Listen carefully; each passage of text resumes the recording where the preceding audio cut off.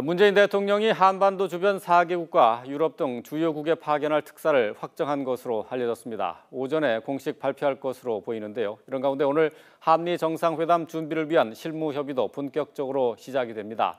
청와대에 나가 있는 취재기자 연결합니다. 임성호 기자. 네, 청와대 춘추관에 나와 있습니다. 네, 주요 국가에 파견이 될 특사 명단이 오늘 발표가 된다고요.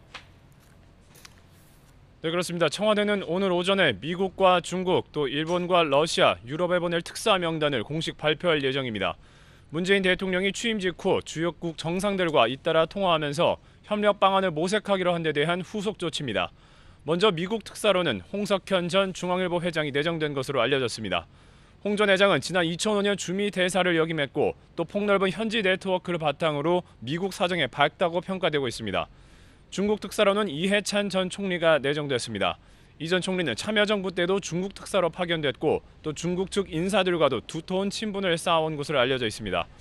또 일본 특사에는 한일의원연맹 회장을 역임한 문희상 전 국회 부의장, 또 러시아 특사에는 민주당 송영길 의원이 각각 내정됐습니다. 유럽연합과 독일 특사에는 참여정부 시절 주 영국 대상 등을 지낸 조윤재 서강대 교수가 내정됐습니다.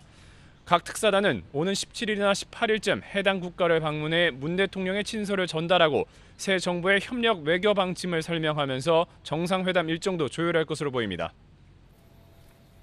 네, 또 오늘부터 한미 정상회담 실무 협의도 본격화되죠? 네, 그렇습니다. 미국 백악관의 한반도 담당자들이 오늘 우리나라를 찾습니다. 매튜 포틴저 백악관 NSC 아시아 담당 선임 보좌관과 앨리슨 후커 한반도 보좌관 등이 1박 2일의 일정으로 오늘 방한합니다.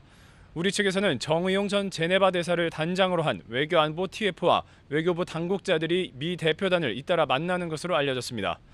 양측은 한미 정상회담 시기와 함께 대북 정책과 사드 등 현안에 대해서도 먼저 의견을 교환할 것으로 보입니다.